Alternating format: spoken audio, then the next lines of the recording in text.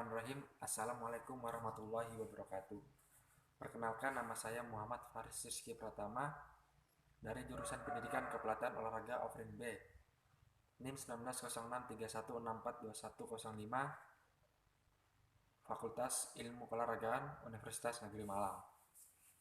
Saya di sini akan menjelaskan tentang materi yang akan saya bawa untuk memenuhi mata kuliah metode latihan fisik yang diampu oleh Bapak Nurul Riyad Fadli yang berjudul tentang weight training. Weight training sendiri memiliki pengertian yang berarti latihan yang dilakukan secara sistematis dengan menggunakan beban sebagai alat untuk menambah kekuatan fungsi otot guna memperbaiki kondisi fisik atlet. Hal ini dilakukan untuk mencegah terjadinya cedera atau untuk tujuan kesehatan. Latihan beban dapat dilakukan dengan menggunakan beban dari berat badan sendiri atau beban dalam, atau menggunakan beban luar yaitu beban bebas atau free weight seperti dumbbell, barbell, atau mesin beban atau gym machine. Bentuk latihan yang digunakan beban dalam yang paling banyak digunakan seperti chin up, push up, sit up, atau back up. Sedangkan menggunakan beban luar sangatlah banyak dan bervariasi sesuai dengan tujuan latihan serta perkenaan ototnya. Latihan beban dapat dilakukan dengan beberapa sistem atau metode yang berbeda-beda. Salah satunya dengan latihan sirkuit atau lebih dikenal dengan circuit weight training. Latihan ini pada dasarnya adalah memadukan prinsip latihan beban dengan prinsip latihan sirkuit atau kontinu. Pada awalnya, latihan ini dirancang untuk meningkatkan daya tahan dan kekuatan otot sambil melatih sistem aerobik. Selanjutnya, berkembang untuk memperbaiki komposisi tubuh. Beban yang dipergunakan dapat berupa bobot badan sendiri, dumbbell, barbel, ataupun mesin beban atau gym machine. Cara penggunaan peralatan latihan beban terdiri atas dua macam, yaitu dengan mesin gym dan beban bebas seperti free weight. Masing-masing jenis peralatan beban itu memiliki kelebihan atau kekurangan. Circuit weight training terdiri atas beberapa macam latihan beban yang disusun menjadi beberapa station atau pos. Dengan pembebanan ringan, ulang banyak, dilakukan beberapa seri atau sirkuit. Di antara pos diberikan istirahat pendek atau tanpa istirahat, sedangkan di antara sirkuit diberikan istirahat yang lebih lama.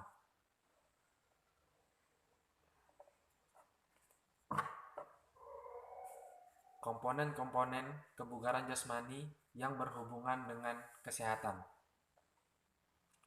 Komponen kebugaran jasmani yang berhubungan dengan kesehatan ini sangat diperlukan oleh setiap orang untuk melakukan aktivitas pekerjaan dalam kehidupan sehari-hari dan menjaga kesehatan. Apabila seseorang memiliki kebugaran jasmani yang baik, mereka akan dapat melakukan aktivitas atau pekerjaan secara efektif dengan rasa senang dan penuh semangat tanpa merasakan kelelahan yang berarti. Adapun penjelasan dari 5 komponen kebugaran jasmani yang berhubungan dengan kesehatan adalah sebagai berikut. Yang pertama, daya tahan paru jantung. Daya tahan paru jantung yakni kemampuan paru jantung mensuplai oksigen untuk kerja otot dalam jangka waktu lama.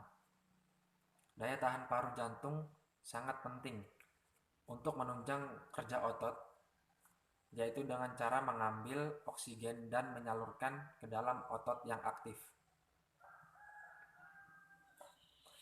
Hal ini dipengaruhi oleh kemampuan tubuh dalam melakukan aktivitas dalam kehidupan sehari-hari untuk menggunakan oksigen secara efisien. Artinya, makin besar aktivitas kerja yang dilakukan, semakin banyak pula oksigen yang dipakai oleh tubuh. Yang kedua, ada kekuatan otot.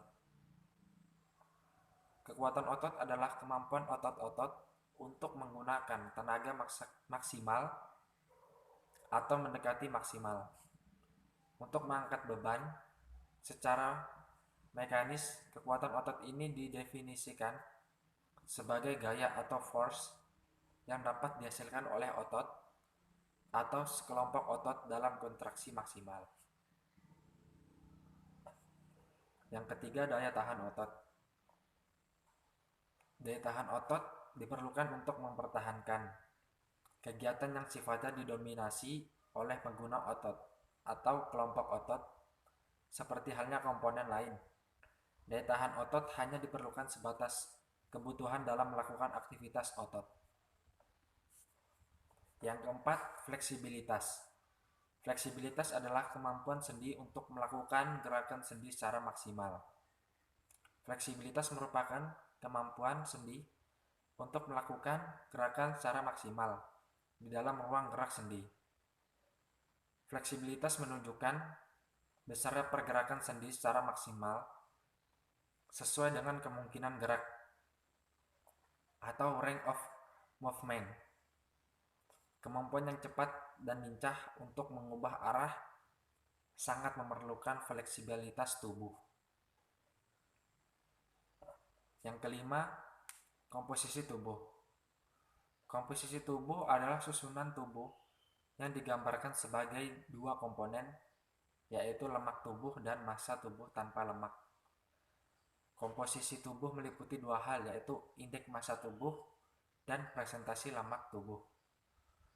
Komposisi tubuh juga didefinisikan sebagai perbandingan berat tubuh berupa lemak dengan berat tubuh tanpa lemak yang dinyatakan dalam presentasi lemak tubuh.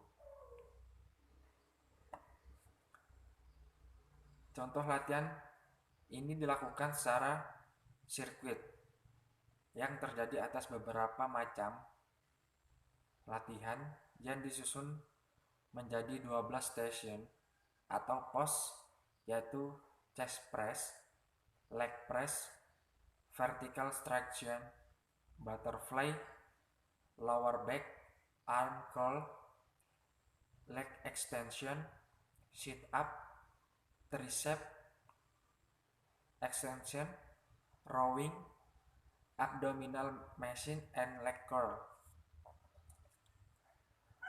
Setelah dilakukan latihan tersebut, diperoleh hasil sebagai berikut. Yang pertama ada meningkatkan kekuatan otot tungkai. Yang kedua meningkatkan kekuatan otot tangan atau hand grip atau menggenggam. Yang ketiga meningkatkan kekuatan otot tangan atau pull atau menarik. Yang keempat meningkatkan kekuatan otot tangan atau push dan mendorong.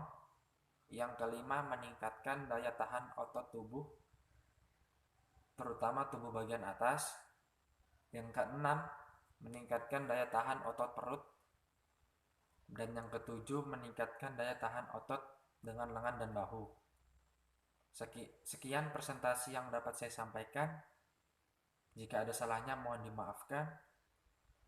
Wassalamualaikum warahmatullahi wabarakatuh.